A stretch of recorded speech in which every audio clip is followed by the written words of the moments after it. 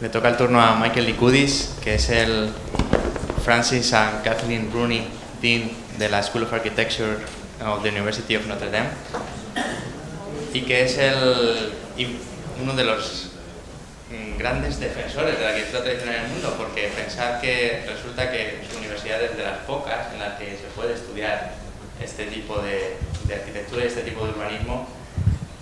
Existen algunas, pero que no tienen un programa completo como el suyo, y si esto sigue adelante y si esto sigue manteniéndose, sin duda, debido al esfuerzo de muchas personas que componen su profesorado, pero también, y desde luego, gracias al esfuerzo de su director. One of the things that we should, thank you, Alejandro. One of the things that we should understand about traditional architecture is that it came from a sense of scarcity, that whatever we built at the time would have to last for a very, very long time. And since the Industrial Revolution, and since inexpensive energy and cheap oil, natural gas, etc., coal, we have become spoiled. And we think we can do everything and anything. And maybe we can for a short period of time, but we can't keep doing it. The world is going, at least much of the world, is going through a very intense period of austerity and scarcity, and a little frightening, a little bewildering about what the future brings. And if it's any comfort to the students in the audience, the world was always a little bit of a scary place. But this is the story of one city that had, for most of its modern existence since 1820, had to do with a great deal of austerity, great deal of scarcity, and a good deal of political turmoil. So, and nevertheless, despite what Athens looks like today, up until about 1959, it was a very beautiful city. So, this is the story, and we'll start. But before we begin to speak about Athens, some broader principles. The traditional city and its architecture are expressions of the duality of the human conditions, found on one hand in the public realm and on the other in the private. We are social creatures and find knowledge, economy, inspiration, comfort, and joy in the company of others. Opposite our social nature is our need for privacy. We gain security, inspiration, and comfort in the privacy of our homes. We cannot be isolated for long periods of time, and we need to return to the public realm after being recharged from that isolation. Another part of the private realm has traditionally been commerce, which up until the 19th century was largely the domain of individuals. The need for identity, to compete and vie for excellence, is as much a part of the human condition as the need for collaboration and cooperation. So the city, with its public and private spaces, facilitates this dual nature of humanity. The private realm is what makes up the fabric of the city. It offers privacy and shelter and supports the commercial entities that offer competitive and individual enterprises that make up the vitality of a culture. In contrast, the public realm is made up of town halls, libraries, schools, and other public institutions that both celebrate the accomplishments of a culture and facilitate its governance, education, and broader cultural aspirations. With respect to buildings, walls give us privacy and identity, and openings modulate the relationship of a space to the outside world or to the next world. Thus, on one hand of the spectrum, the private realm has smaller windows, and on the other, the more public spaces have larger ones, in general. Colonnades and arcades, which can be seen as walls with as much of the material removed as possible, make the most porous connection between the public domain, such as streets, and the spaces behind them. Together, at both the scales of urbanism and architecture, the city, with its streets, squares, and blocks, walls, openings, and roofs, facilitates this delicate balance between our public and private natures.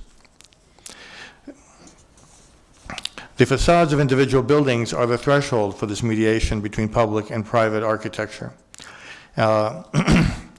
Architecture more broadly has over the ages brought artistic principles of composition to express society's highest aspirations.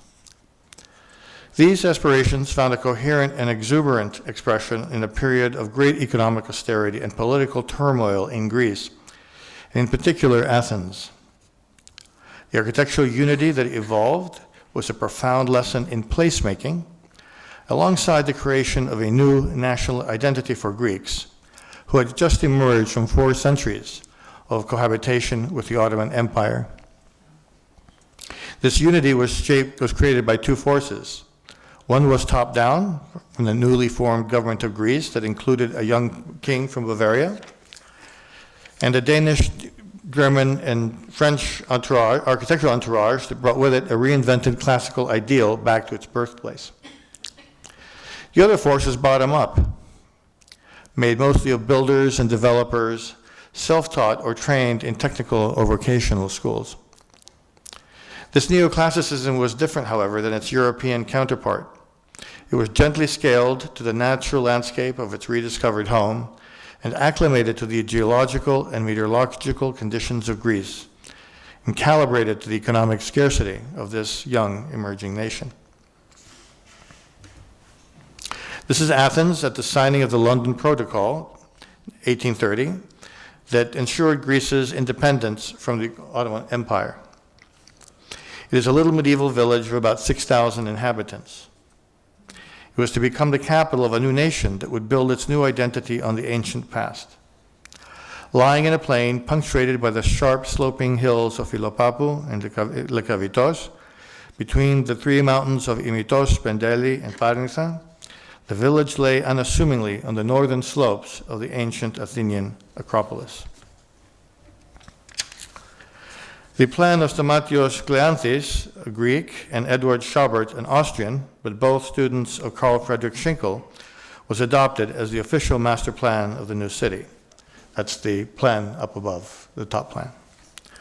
The triangle plan, as it became to be known, located the palace at the low-lying area to the north on axis with the monument to the Acropolis and the Roman Agora on a large platea, or square. On either side of the palace, along the diagonals of the triangle, the civic and religious institutions were to be located. In addition, deep houseman-like cuts through the medieval fabric were made to make way for new streets, squares, only preserving buildings of antiquity and churches. The plan proved to be rather unpopular with the denizens and resulted in significant political unrest. People generally don't like their houses being bulldozed. Leo von Klenze was hired to take up the triangle plan and improve upon it. That's the plan below on the lower part of the slide. This resulted in few significant changes, just some changes to location of various buildings such as the palaces and other public amenities, but really didn't address the critical issues that the residents had raised. So finally, the architect Frederick von Gartner made the modifications that pacified the opposition. The plan was implemented in the late 1830s. Major changes including the slicing of only 2 major and 1 minor avenues to the medieval fabric and the relocation of the palace to the highest point of the city to the east. So here's the 2 main boulevards and a secondary one coming down. Okay. So this photograph is taken to the east of the city, towards the east, and shows the comparative scales and intersections of the medieval village and the neoclassical city. Here's the medieval village. Here's the beginning of the neoclassical city. To the right and the top is the palace, now the parliament. And to the left is what is being called the Athens Trilogy, a series of 3 buildings here. These buildings by the Hansen brothers of Denmark, consisting of the National Library, the University, and National Academy. So further to the top, the upper left, you can see the residential fabric of the new neoclassical city that follows the scale and qualities of the old quarter, albeit arranged in a Hippodamian grid.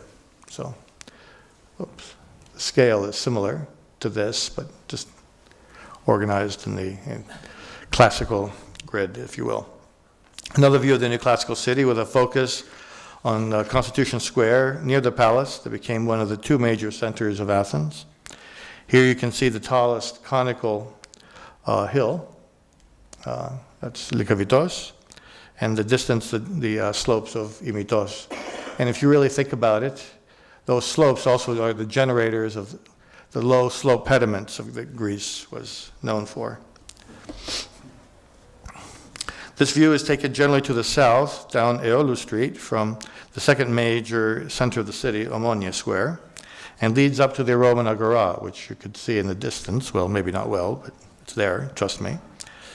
The street was the principal axis that aligned the new city plan to the orientation of the new future development.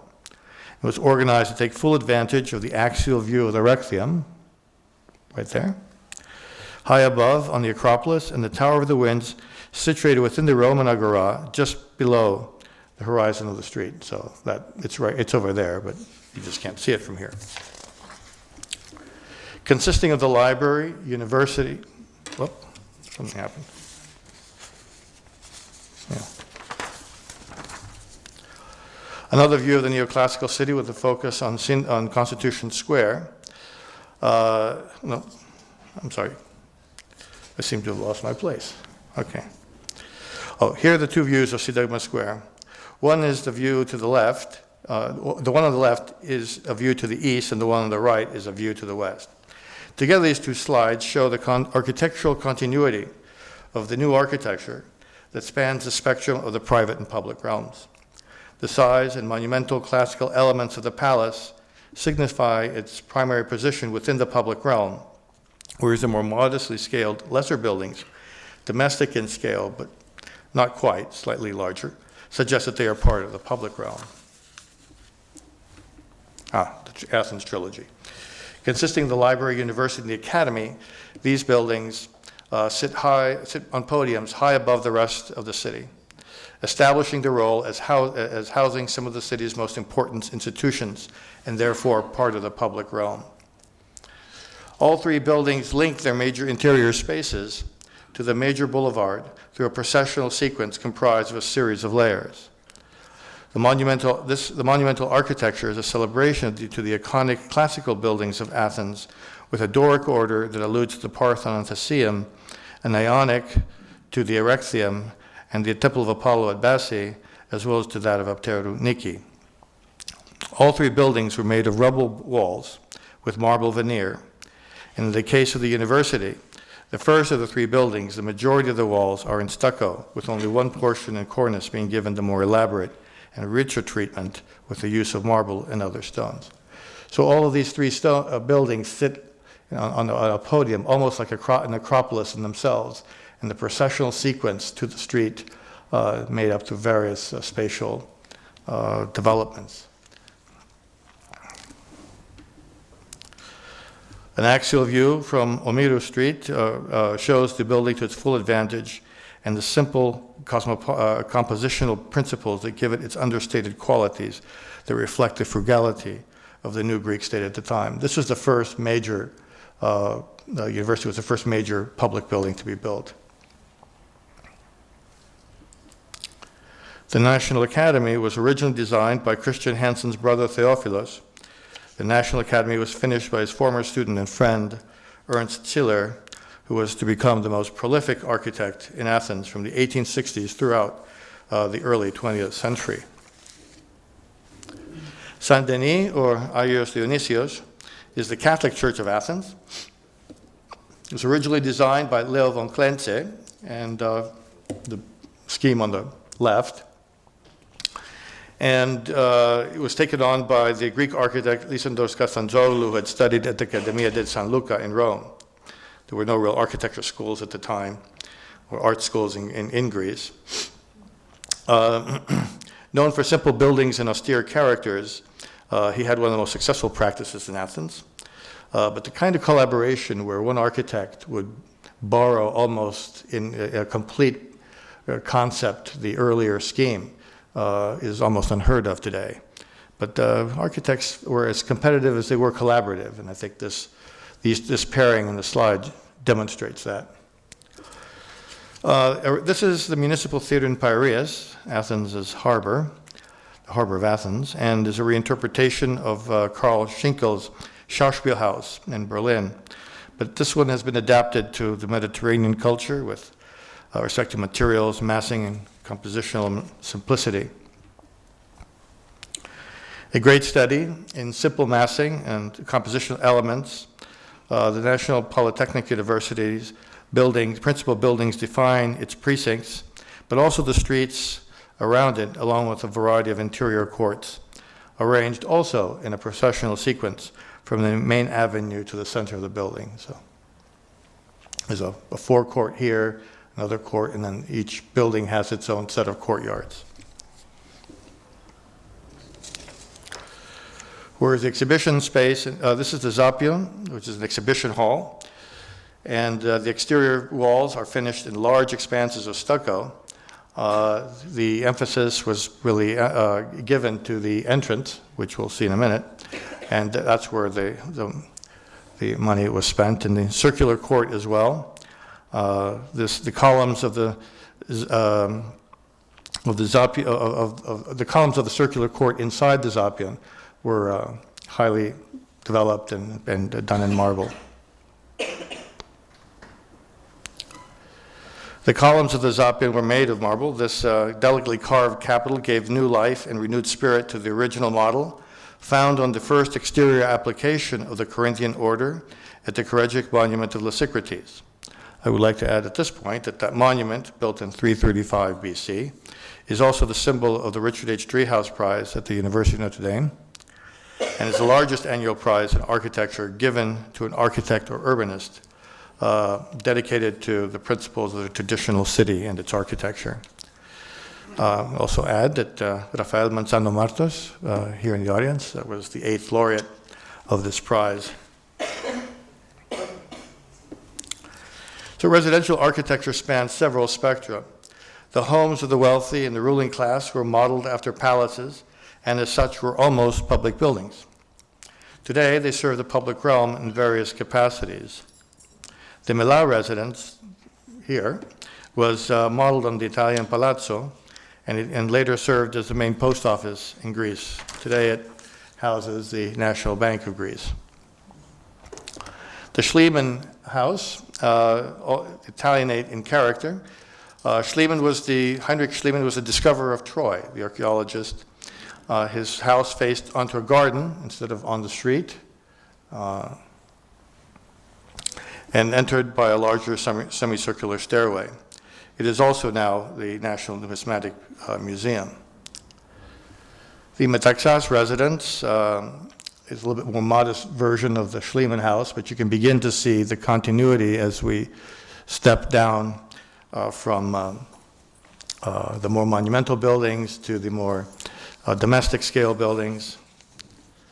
And I'll just fast forward some of these so you can begin to sense. Houses like this retained asymmetrical compositions, but local classical elements and symmetries. Many of the elements, the terracotta capitals, the acroteria were all mass-produced. Even houses like this did not require an architect. Builders just knew how to do it. A multifamily house, apartments. Here you see one of the medieval buildings done in Ottoman times with a classical facade, which illustrates also the scale, the medieval scale of the neoclassical city. Just to show you the complexities of the actual design and the competition of the facades, but to see the fairly substantial proportional systems of squares and golden root twos and golden sections in some cases. Also, a system of diameters, as was done in antiquity, was also applied to the proportioning system. Okay, so Athens could have been just another pretty city, but with nice facades and quaint spaces. But the point here that was much more to it than the picturesque postcard beauty and nostalgia for simple life. There were many lessons to be learned from 19th century Athens that may help us better understand how we might go forward, potentially in a period of long-term austerity and scarcity as we live today. Wait a minute a second. From a modern perspective of social justice and community participation, the Athenian model was unlike Paris. It was not imposed solely from above, but it took shape and coherence in a matter of decades through artistic leadership from both the upper social strata of society as well as being embraced by the lower economic classes. Athens was and is still based on a uniquely intimate pedestrian scale.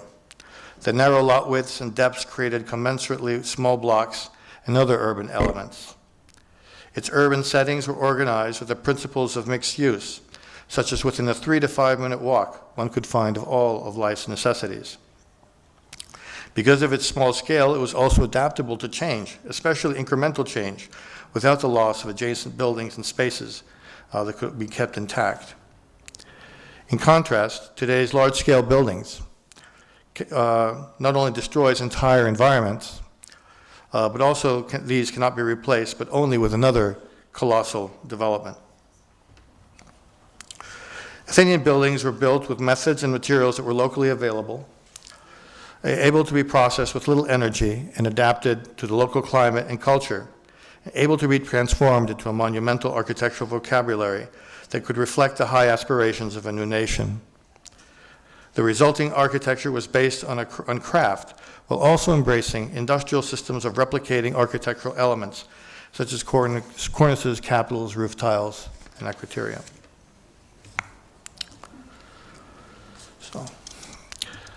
In contrast to the amorphous ground scrapers of modern suburbia, the narrower floor plates of the interior courtyards of Athenian buildings, allowed them light to penetrate the usable area of the building so that less energy is needed to be used for lighting. The use of operable exterior windows and transoms over interior doors permitted a natural flow-through ventilation in the building that minimized the need for air conditioning or other mechanical systems or energy using systems. The buildings with party walls that abutted one another saved energy for heating during the cool winter months as they limited their outside wall perimeter.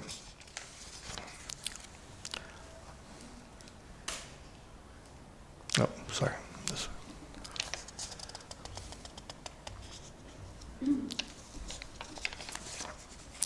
So I'll just conclude. Athens was a modest city by size well into the 20th century. This modesty was reflected in the humble materials and techniques that built it. The simple and austere character of the reinvented Greek classical architecture linked the ancient and new cities symbolically and experientially. The thread of continuity also ran through the public and private realms, as well as the buildings of all social classes. The unique scale of the Ottoman medieval city informed the neoclassical buildings of the new and left a unique interpretation of the classical ideal, reformed in a city of incredible consistency and architectural unity.